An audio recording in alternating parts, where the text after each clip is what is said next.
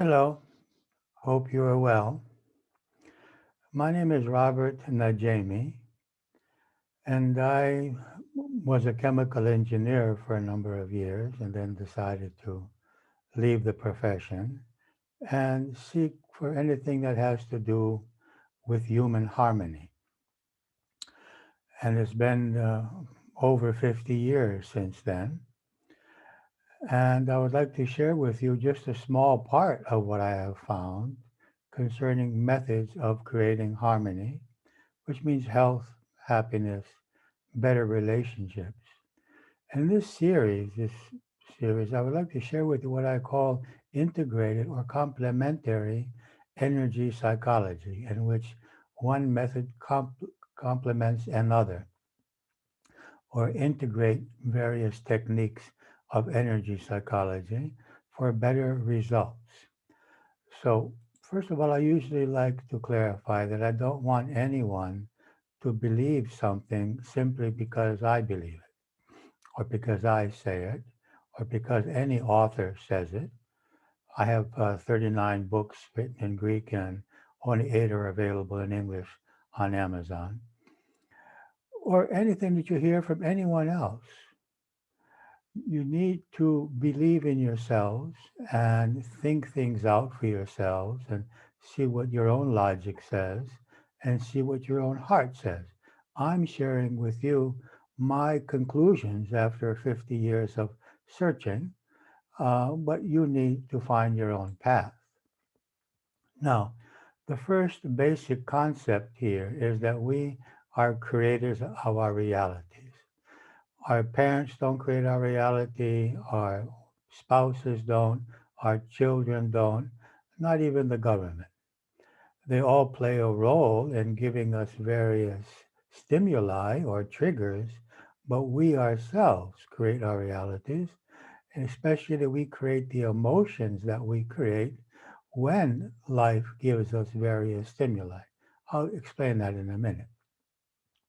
And secondly, I believe that our purpose in life is to create the happiest, most our harmonious reality, the most loving reality that we can using our free will. So it's like an experiment in free will for me. That we are here exercising our free will and we have the possibility of creating a harmonious and happy, loving uh, uh, life or not. We have that choice. I have to ask your forgiveness. I've been working exclusively for the last 45 years in Greek. Although I am American, I have been teaching 45 years exclusively in Greek, and sometimes the English words don't come to me at first. So that would mean creating a reality with health, with happiness, with loving relationships, with freedom, with abundance, everything that we would like to have. Now, it's not difficult to describe happiness. Happiness is when we have everything that we want. And the key word here is, unfortunately, everything. And I'll explain that in a minute. And unhappiness is having a reality in which we do not have everything that we want. There may be something missing from our reality.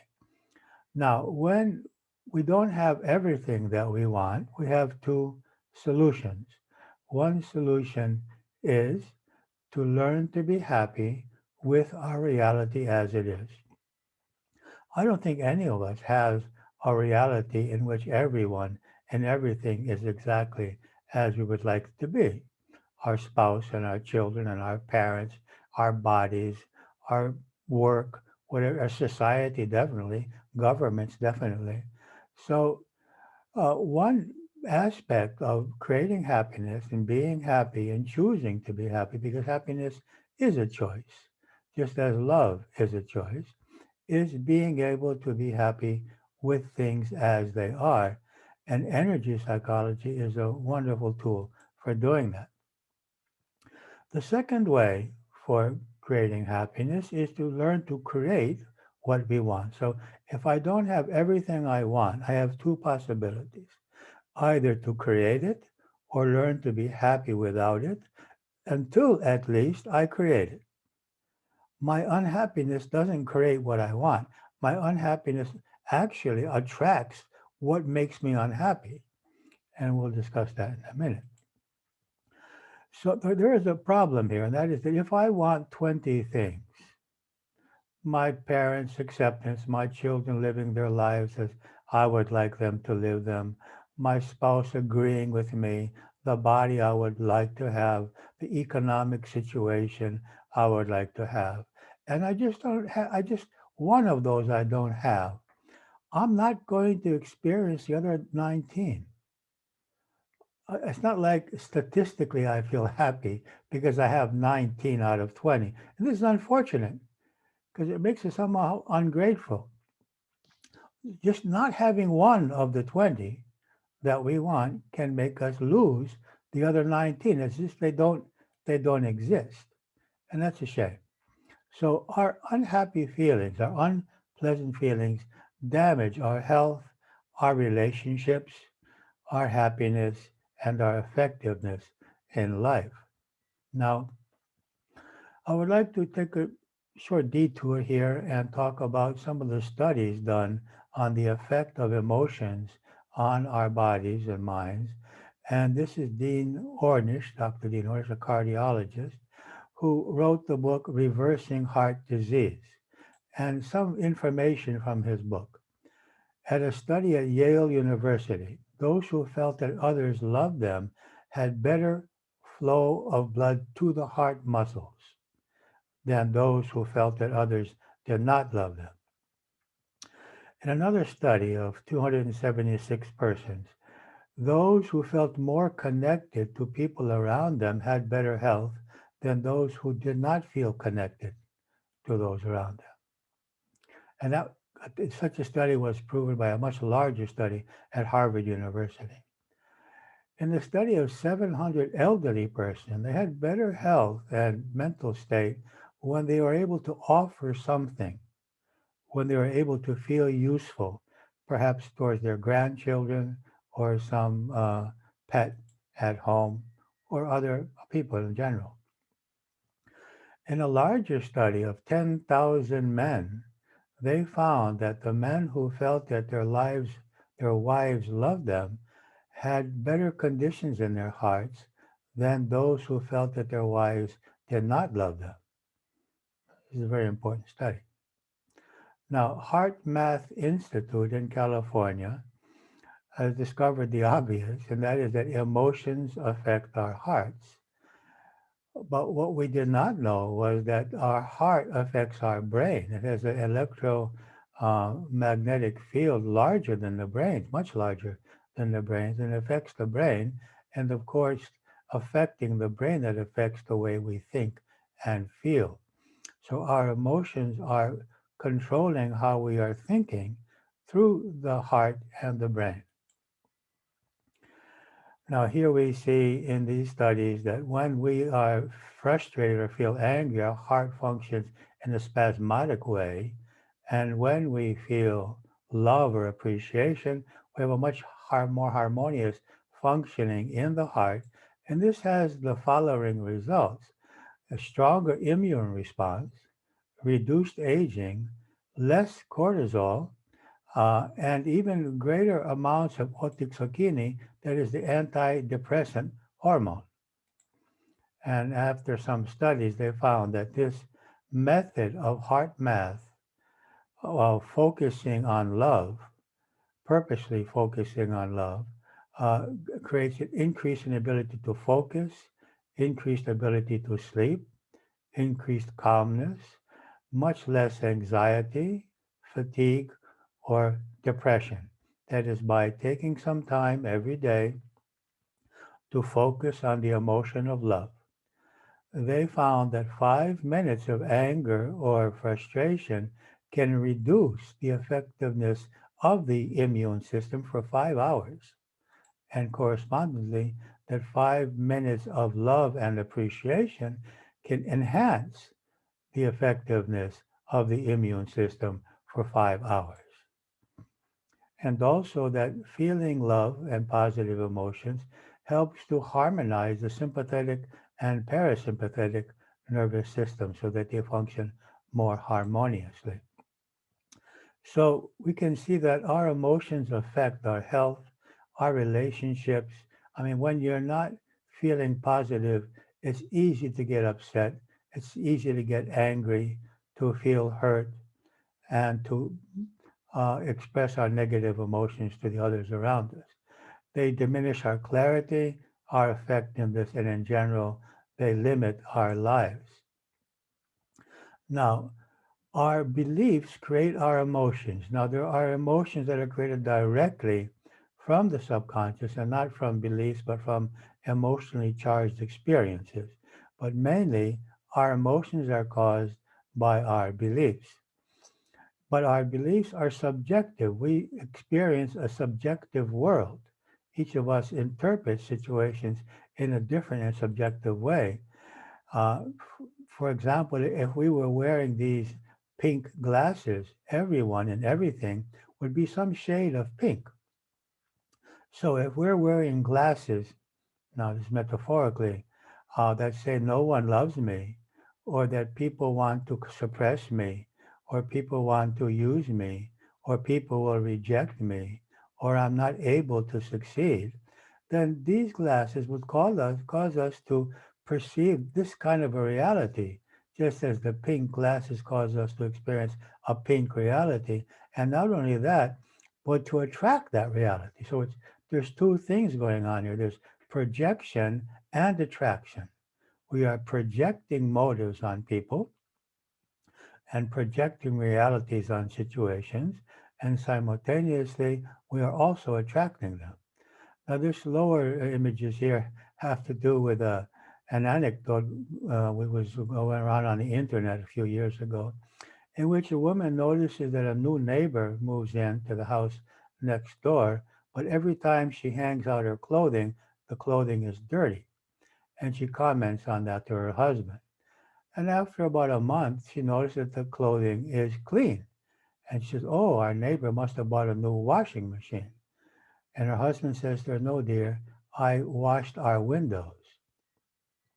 So the clothing wasn't dirty, the windows were dirty. And so a lot of things that we see, a lot of events and behaviors and situations that we perceive are not as they are, but as how we believe that they are. We're having our windows in that state. And there are situations in this very comic cartoon here where we may perceive the same situation differently.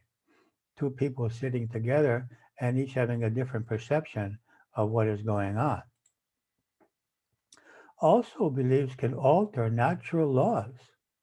Here we see fire walking, that someone can actually walk on coals without getting burned because he or she believes they're not going to get burned.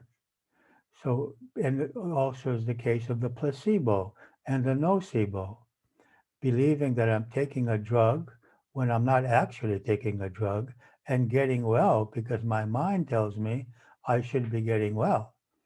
And the nocebo, where I create um, side effects because I read the label, which have nothing to do with the substances itself. So the mind actually creates our reality. It also creates our reality through the law of attraction, and here especially our emotions. We create our reality by attracting with our strongest emotions, which means fear, guilt, anger, hate, rejection, but also love, appreciation, gratitude, and happiness.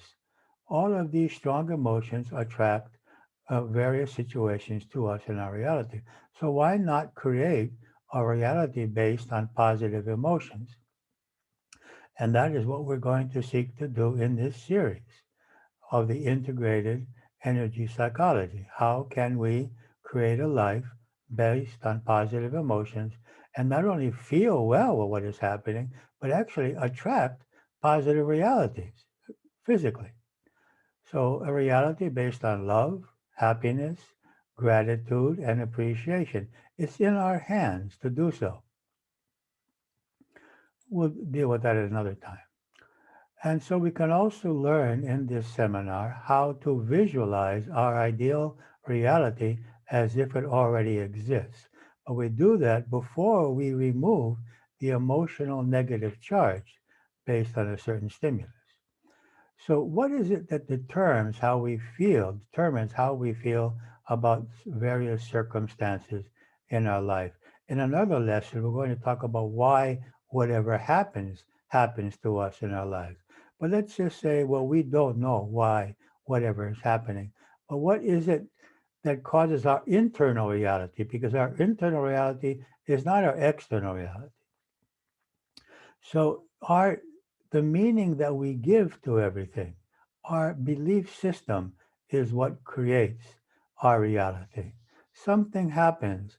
100 people with different belief systems create 100 different realities. We cannot deny this. This is a simple truth. Thus, our thoughts and emotions not only create our reality, but they are our reality. There's also another factor here, and that is that we share a collective unconscious or a collective morphogenetic field or causal body, if you like. So that there's a part of ourselves that is connected to everyone else. And whatever happens with us, within us, and within them creates an interaction between us. We don't create other people's reality, and others don't create ours, but we affect each other. So when I fear, I increase the possibility of others fearing. And we can see this in mass mobs when people stampede each other. And when I forgive, I increase the possibility of others forgiving. So every change we make in ourselves, this is another reason for doing this seminar. Every change that we make in ourselves also changes to a slight degree, at least, the reality of our family and the people around us. One major problem here is that our beliefs are not conscious. They are false assumptions created in our childhood years in which we falsely believe that we are not worthy, that we must be perfect, that we're not good enough, that we must never make a mistake, that people don't love us. Many of you have perhaps behaved in a certain way so that your children felt that you didn't love them, but you do love them. It's just that you couldn't accept what they were doing and you were afraid about what consequences they may have. So the same goes with us. We may believe our parents didn't love us, but it's very possible that they did. And they were just trying to protect us or to protect themselves or their image in society. The child has no capability of understanding that the parent has problems, that the parent is not enlightened. So when the parent doesn't give love, when the parent rejects, ignores, punishes the child, the only conclusion the child can make is, I am not worthy.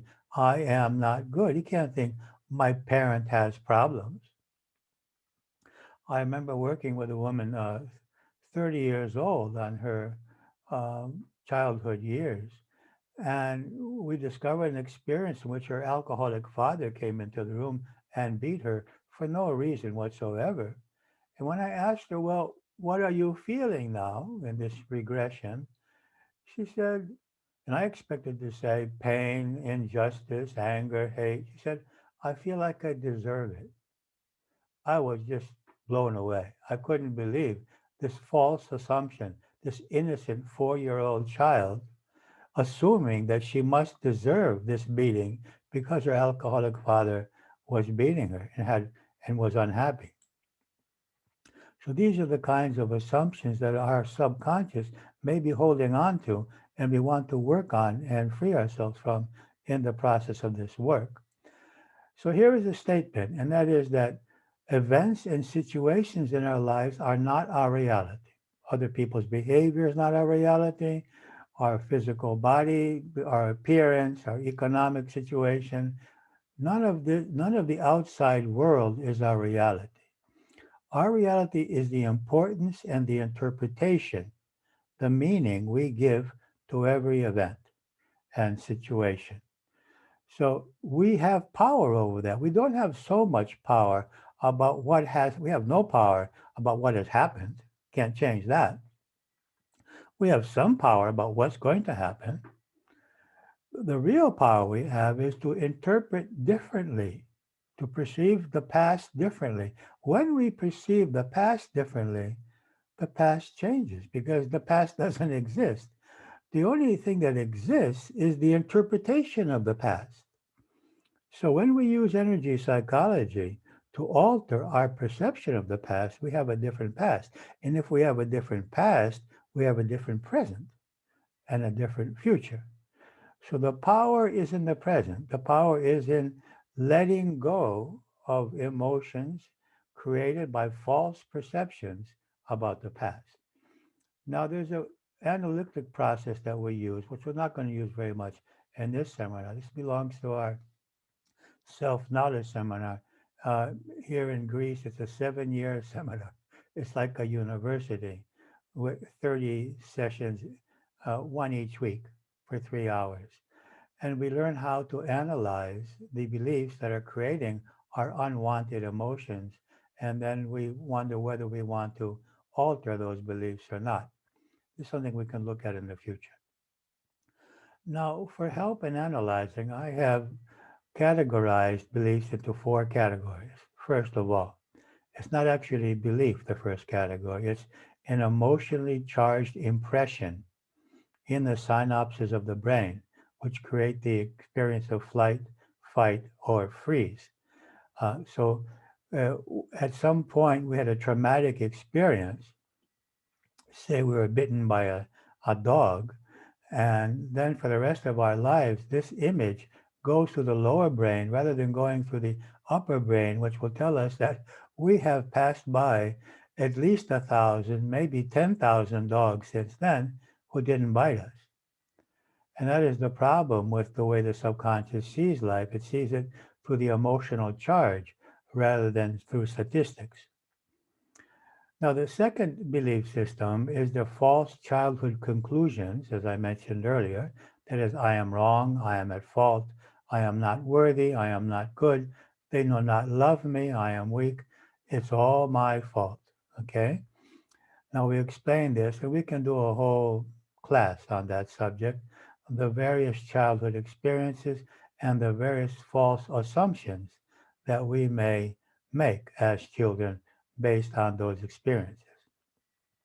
This is somehow like the elephant who, when it's young, cannot actually walk away when it's chained. And when it grows up, it does have the power to walk away, but does not because it has become programmed that it cannot.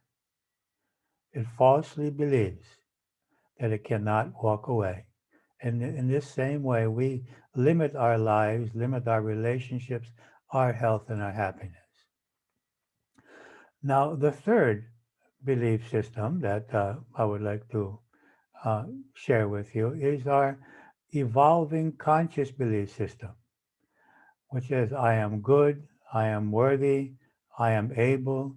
Each is responsible for his own reality. We have understood that we are good people, that we are able to do what we need to do, uh, and that we are worthy. Now, this conscious belief system is like science. Science has had to upgrade its perception of reality after discovering quantum physics and letting go of Newtonian physics, at least for small particles and fast-moving particles. So we need to upgrade our perception. We can't stay with the perceptions that were programmed into us in the childhood year. And I hope that in the course of this course, uh, you will be upgrading your perceptions of yourselves, others, and what is happening. And the fourth belief system is our spiritual beliefs, which have not become proven yet by science, but I believe are in the process because science is now looking for only one law, perhaps string theory, I don't know, M string theory, but one law which explains all phenomena. I have my own perceptions on this, but we won't talk about that now. Or faith. So faith in what? That we are immortal, that everything happens for a reason, that we are expressions of the divine, that we have inner guidance, that life gives us only what is beneficial for evolution. I want to clarify that there are no religious contexts to this seminar. There are spiritual concepts which you can accept or not accept. You remember that my first statement was don't accept anything I say. Work on it, think about it, see what seems logical to you and what you feel in your heart. I believe what I'm saying. After leaving my work as a chemical engineer and working on this for over 50 years, I believe we are immortal. I believe that everything happens for a reason. And I believe that life gives us simply opportunities to grow. But you are free, always free, to believe whatever seems right to you. So when we experience a phenomenon, let's say this is a phenomena here. Okay, so we're going to experience through the four systems, the traumatic experiences, the false assumptions, the logic, and the faith. Now, if that event, behavior, situation energizes, awakens the first two, or one or two, both, then we become emotional and we don't experience the logic. We don't experience the faith. They exist. We have logic, we have faith, but the emotional charge created by these first two systems of belief systems, do not allow us to experience that reality. Our work with integrated energy psychology is to heal the first two systems and free ourselves from them and to be able to experience with logic and faith the reality that we're perceiving. Now, I want to clarify here. Some people think that, oh, I'm going to be without emotions. That has no truth in it whatsoever. We're going to be without fear, without hate, unless you want to feel those feelings, without pain, without guilt. We'll be feeling happiness, appreciation, gratitude, love. Why not experience those emotions and attract a reality based on those emotions? This is not only an opportunity, but I believe it's our life purpose. So, what I believe we need to do to create the lives that we want is to alter our perceptions of ourselves and realize that we are actually divine consciousness. Don't agree with me if you don't want to. I'm just putting it out there. That others are also divine consciousness. And what are events? They're opportunities for growth. It's another reality. It's a totally other reality when I perceive myself and others as expressions of divine consciousness and situations as opportunity for growth. Now, a large part of our work will be working with attachments or addictions, because this is the main cause, perhaps the only cause, of human suffering and limitation. We see this monkey with his hand in this jar with a narrow neck. The hand fits when it's closed. When it's open, like as he's putting it in now, when he grabs the banana or say nuts, he can't get the hand out. And this is where they capture monkeys in South America, in Africa, having tied the bottle, of course, to a tree. And the monkey can't get away. It's not that he can't get away, he can't even think of letting go of the food. And the other monkey is telling him, just let go. And this is why we obstruct our happiness and our freedom by not letting go of attachments. Attachment to our parents' approval, to our spouse agreeing, to our children living their lives as we believe that they should, to a certain appearance, to a certain acceptance by other people, to being better than others at certain tasks. Whatever our attachment may be, these attachments, when they're not being fulfilled, are causing us to be unhappy. And they're also causing us to suffer. Here's a man holding this cat, and the cat is causing him to bleed. He's suffering. He needs to do only one thing, and that is let go of the cat's tail. So we need to think, if I am suffering, what am I holding on to? What is it that I am not willing to let go of? in order to experience the happiness and the peace or actually my own inner nature. This also, I believe, is another basic premise which we can discuss. So our attachments are created by the belief that we cannot without, now put without my spouse, my child, my parent, money, my appearance, whatever it may be, that we're not worthy or attachments having to do with self-worth, not safe, not free, can't be successful without a certain amount of money, or we simply cannot be happy without. Now, what I suggest and this, I first came in contact with this idea about 50 years ago through Ken Kai's, a wonderful man who has left his body, soul who has left his body, who was paralyzed, arms and feet, totally paralyzed, and wrote 13 books on happiness. And he says, if you're not happy, it's because you have attachment to something you can't have at this moment. And he couldn't even brush his teeth by himself. So it made a great impression on me. Okay. So he says, I am happy because I am accepting what I have and what I don't have. So what does he suggest? And I agree. Transform addictions to preferences. What is a preference? I like it. I want it. I will do whatever I can to create it, but I'm not in the illusion that I'm not worthy or safe or I can't be happy without it. So our process will be transforming addictions or attachments to preferences, which means that we can also work on how to manifest preferences. Deepak Chopra, in his seven spiritual laws of abundance, explains that once you visualize what you want as if it already exists, you need to let go of the attachment to that. Attachments obstruct the creation of what we want because they're based on the reality of not having, of fear. Attachment creates fear. We want to create from a state of confidence, of power. So if I'm attached to something, I have no power. I have given my power to what I'm attached to. So we want to transform attachments to preferences. I know what I want, and I'm going to give all my energy to create it, but I don't have the illusion I can't be happy without it. Now, we may have subconscious resistance towards positive change. And this resistance is usually subconscious as it is here in the iceberg below the surface of our conscious mind. Now, one aspect of this possible resistance is what we call our pain body, a phrase coined by Eckhart Tolle. That is the part of our subconscious mind that has gotten used to feeling negative emotions, pain, victimized, hurt, anger, guilt, fear, anxiety.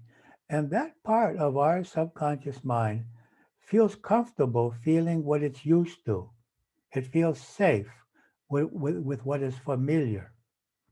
And it does not feel safe always with happiness because happiness could suddenly disappear and there be pain. This is why I don't remember in the States, but here in the Mid East where I'm now in Greece actually, people have to knock on wood when something positive happens because they're afraid that, oh, life can't be always positive. So the pain body fears positive realities, may fear having enough money, and may fear having someone love them because they may get hurt in a love relationship. It's known that some people may fear losing weight because they may attract someone of the opposite sex, or attract someone who is interested in them and they fear relationships. So there may be inner resistance, and we will work on this. There are ways of discovering this pain body and this inner resistance towards a more positive reality.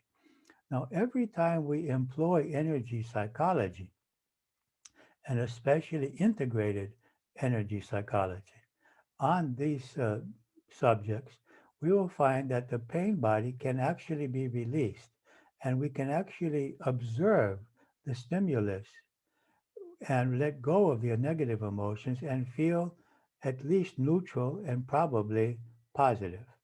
And every time we do this, there is a slight change which takes place in the pain body. And also there's the possibility of doing a dialogue with the pain body, as it is with the inner child, and working on making this transformation.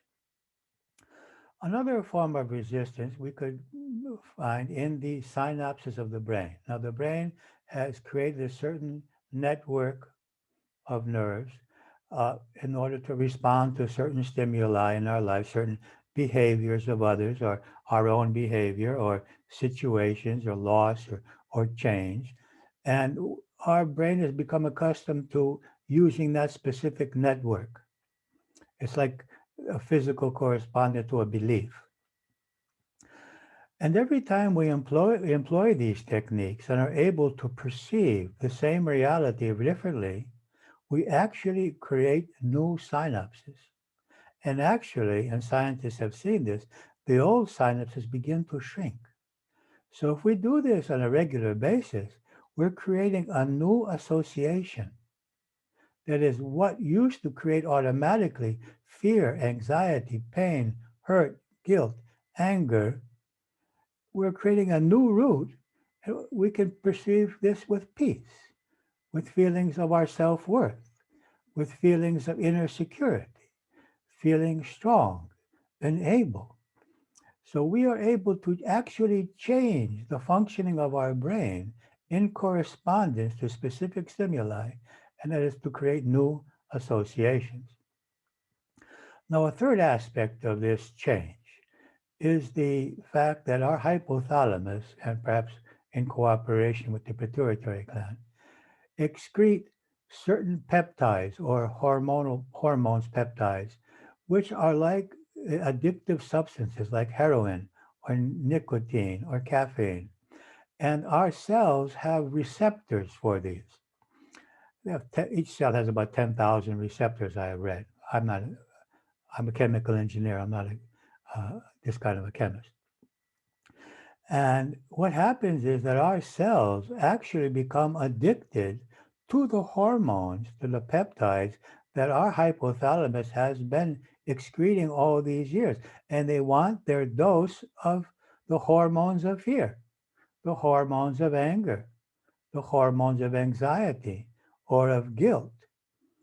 So that actually we are chemically addicted to feeling those negative emotions.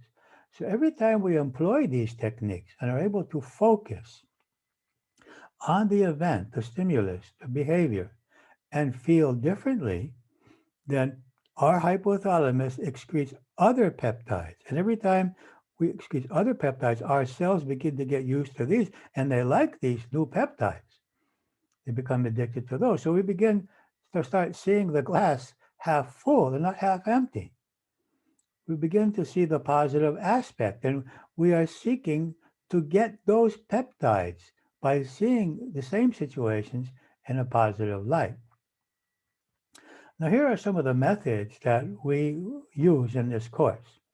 That is EFT, Emotional Freedom Techniques. All of these will be explained gradually in detail. The Sadhana method, Ho'oponopono, brain balancing or hemisphere balancing, the healing code, tapas acupressure technique, BSFF, heart math or freeze frame, and inspired questions. Now, I'd like to make a statement here. I learned, first of all, about TAT, which is the predecessor of EFT by Roger Callahan, 18 years before I was willing to accept it might be true. I'm telling you this so that you can have an open mind. I did not have an open mind. I saw my first video of Callahan working on people getting over the pain of loss of a loved one or of phobias, of fears. And I said, oh, this is rubbish. This can't be true. You need to analyze. You need to have catharsis. You have to find new beliefs. It takes years to do this work. And he was healing people in 1 to 5 sessions of increased phobias and pain simply by the tapping. And I put the video away. And 18 years later, I said to myself, we are not a very good scientist. A scientist experiments, doesn't make an assumption without an experiment, and decided to experiment. And since then, which has been about over 25 years ago, I have found it extremely useful in all of our seminars and all of our personal appointments. Myself and the various life coaches that I have trained find this an invaluable tool in helping people. In fact, I actually had a small depression then when I felt like I can't really help people simply by talking with them. I'm not getting the results that I want. Of course, I'm not a very patient person. I like results quickly. And this was a major change in my life, saying that we can actually employ these techniques and have much stronger results than simply talking with a person and having them talk to us. I also believe in exercise, breathing, relaxation techniques, positive visualization and meditation, of course, healthy eating. But that's another subject for another seminar. Now, this diagram may help us. This is the yellow circle is our conscious field, and the small black dot is our emotion. It could be fear, hurt, anger, guilt. And we are able to relax and focus and function. We are feeling this small annoyance, okay? But it's not like we can't sleep or we can't focus on our work. Now, if we allow that to grow, then perhaps we're less able to relax. A larger portion of our consciousness is being used now.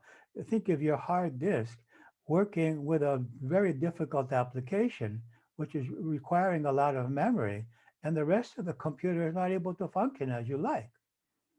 Huh? It's that circle going around and around, at least for Mac users. And our emotion increases, and the field, we have less conscious field free, and that we don't do something about that, then it's even worse. We're even less able to relax, to sleep, to focus, to function. The wheel is spinning even more. We have less free conscious field to focus, and if we don't do something with that, we lose our consciousness. We're out of control. We're in a state of panic, unbearable pain, rage, self-loathing. There is no witness anymore. Excuse me. There is no conscious observer anymore. There's no one to say, sit down and relax, drink some water, do a method, take a walk, take a shower. There's no conscious observer anymore.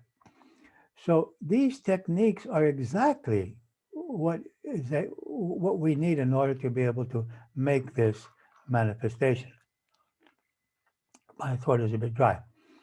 Okay, so energy psychology is based on getting the energy flow in the acupuncture meridians and also in the energy centers in the spine and the nadis, or the energy flow which goes out from them. Now, each memory has two aspects. It has information and emotional charge. So when something happens, the problem is that emotional charge is weighed more heavily by the brain. As I explained earlier, if we were bitten by the dog as a child, and 97% of the dogs we passed by, or maybe even 100% since then, have not bitten us, the mind gives preference to emotional charge over statistics. You've probably heard that if you were driving a car and had an accident, you need to drive immediately, not allow that memory to affect you. So the one time can cause us to fear driving. Or, for example, two people in love, if one hurts the other and they have had 1,000, 10,000 loving moments, and then one moment of betrayal, we remember the betrayal and not the 9,000, whatever it may be, moments of love or even neutrality. Now, there's an interesting fact here that if memories with emotional charge, which have happened only once or twice, are actually more easily healed by energy psychology than events which happen many times, even if they have a lesser emotional charge, such as rejection or words we have heard from our mothers or fathers or teachers as children. Now, when we remove this emotional static, we see more clearly. So these techniques enable us to actually experience the truth within us. And many times people begin to see the same events differently, not because they didn't have that knowledge within them, but because their emotional state was not enabling them to have access to that different perception, which was already within them. Now, some generalities about energy psychology. The techniques are simple and effective, and each can perform them on his or herself. This is the most wonderful thing because we don't make people dependent on us. And if you're a life coach, I would suggest this course for all life coaches if you're not already familiar with this information. Empower the people that you're helping. Don't make them dependent on you. Give them what they can take home and use, and even a small child. In fact, there are schools in England and the States which are already using this for children. They free us from physical problems. We can work on physical problems, pain or dysfunction, on unpleasant emotions, and on addictions. Three possible, and also on obstacles towards goals. This is my book, Free to Be Happy with Energy Psychology, by tapping on acupuncture points, in which I explain basically EFT. It could also be found on Amazon. Now, these techniques usually start out by evaluating the intensity of the phenomena. 10 usually means most intense, have excruciating pain. 0 means zero, and no pain at all or no suffering. So great anger, great fear, great anxiety, no, and all between. Doctors use this technique today also for their patients about the symptoms that they have. It's effective. And it's not only, it's effective because what happens is that we actually separate ourselves from what we are observing. So by observing the pain and evaluating and giving it a number, it doesn't matter if the number is correct or not. That's not part of the healing process. The healing process is that I am separating myself from it. And that I can perceive one thing is me, another thing is what I'm observing, this pain or this emotion. We are not our emotions. The next step in all of these methods is to accept the existence of the pain, of the anger, of the fear, of the hurt, of the attachment, of the addiction, and to also accept ourselves. So I accept that I'm feeling angry, and I accept myself as angry, as feeling angry. I accept that I have this physical problem, and I accept myself with this problem. And then the third aspect, we said the first aspect is evaluating. The second aspect is accepting. It's very important. We can't easily change what we can't accept. Acceptance is an important step in changing. Is to be accepting to let go of it, to let go of the pain, to let go of the emotions, and let go of the addictions. Now, obviously, we can understand there's a part of ourselves that doesn't want to let go of our addiction to smoking or drinking or eating certain foods or whatever that may be, if say, at some point we want to make such a change. So, and also, as I mentioned earlier, the pain body doesn't want to let go of a lot of emotions. So it's not always a fact that all of our being wants to let go. And there are methods for dealing with this. So we evaluate, we accept, and we accept letting go. We I accept that I feel pain. I accept not feeling pain. Then we move on to the fourth step, which is to change our energy state while focused on the stimulus or the trigger, the event or the behavior. And one way is tapping on acupuncture points on the head and the body. You will learn where they are. This is used by EFT, BSFF, WHEE, and also TAT doesn't use tapping and you just holding our hands there. Here you see TAT, Tapas Fleming, placing our hands in this position as we focus on alternative perceptions.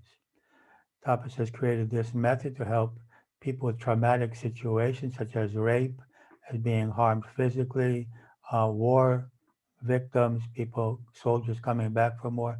But in our center, we have found, since we don't have very many of these situations, a great technique for forgiving ourselves and also for forgiving others. Then there is the healing code by Alex Lloyd, placing our fingers a small distance from the energy centers in the head, which I can assure you works. We can feel that energy and it does change. And miraculous healings have taken place. You can read his book, The Healing Code by Alex Lloyd. Then we use this brain hemisphere balancing posture where the hands are crossed and the ankles are crossed in this way, in which we focus on the new perceptions that we want to incorporate, because in this position it's considered that there's increased flow of energy between the right and left hemispheres of the brain.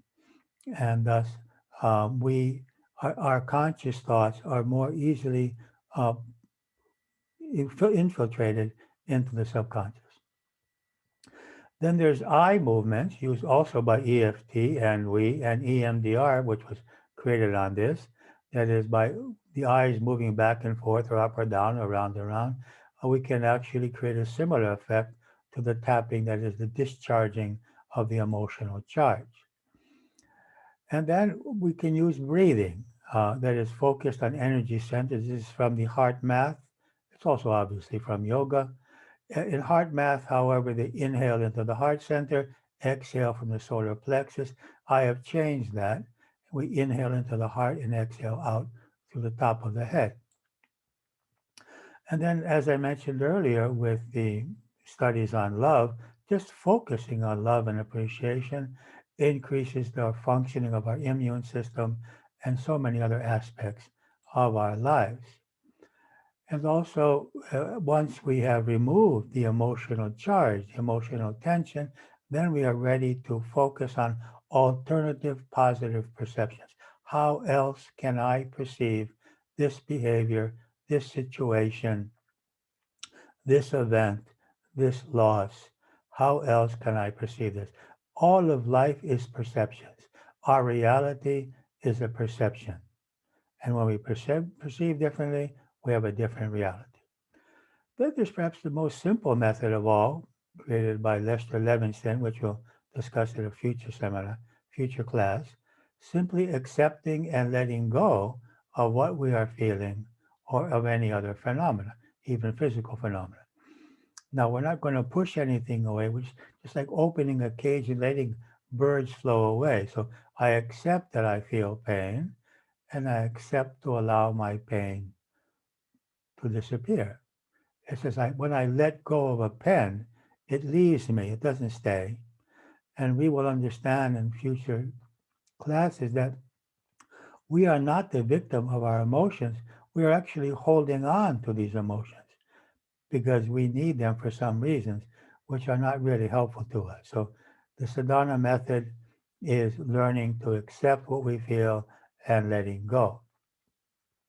And then eventually visualizing and feeling. Feeling is an important word here. Our ideal reality as already manifest.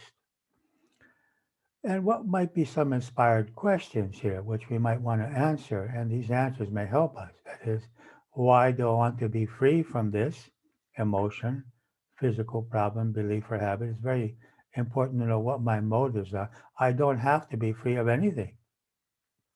We don't have to be free of anything. The question is, do we want to be and why? Are we able to be free? Is it okay and safe to be free? We would say, of course. But for example, is it okay not to feel pain if my child is not well? Is it okay not to feel anxiety if I don't have the money for the rent? These are questions we're going to have to evaluate. If I help myself by having anxiety, if that anxiety makes money for me to pay the rent, or if my suffering helps my child get better. So these are questions we're going to need to ask because it's not a fact. It's not, the mind is not a given for the mind that, yes, it's okay to be happy in every situation. Is it in my benefit to be okay? And why is it okay to feel peaceful, worthy, safe, and happy even when this event happens? Now, I mentioned Dr. Callahan, who created the thought field therapy. I worked with him at one point. This this method is very good, but you usually need someone to do it for you, to help you with it, to test your arm and to go through a certain protocol. His student, Gary Craig, also an engineer, created EFT, Emotional Freedom Techniques, in which he created a protocol which can be used for all situations, just following this process. And that freed this up for the masses, for everyone just to learn this, take it home, and use it. And uh, I also followed with Gary Craig in seminars. Now, Deepak Chopra says EFT offers great therapeutic results. And this psychiatrist from Canada, Curtis Steele, says EFT has been for me the single most effective technique I've used in my 45 years of practice as a psychiatrist. I've had success with panic, social anxiety, and many other disorders. Another scientist from the USA.